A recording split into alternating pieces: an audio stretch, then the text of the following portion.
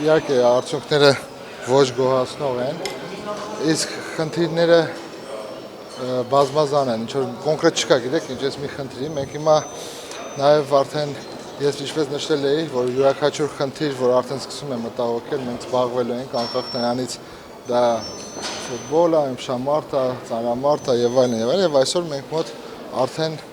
մտահոգված եւ քննարկումներ սկսելու ենք։ Ինչ ուղղությամբ քննարկումները, մարզիչն է վատը, թիմային աշխատանք չկա։ Եթե այս պայմանությամբ քննարկումները դեռ չեն սկսել, ուստի ես չեմ կարող դες պատասխանել ինչ ուղղությամբ։ Իհարկե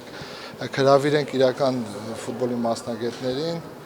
եւ ընդհանուր քննարկում։ Ովքեր են այդ իրականները։ Մենք կդիմենք համապատասխան մեր վարչությունը կզբաղվի։ Վարչապետը խոսեց բոլոր ուսումնասիրելու գումարները վերաբաշխելու ուղղությամբ, չէ՞ կարծում որտեղից կարելի է սկսել դες։ Իհարկե կան հասարակական տարբեր կազմակերպություններ, որոնց ֆինանսավորման էֆեկտիվությունը եւ կապետեն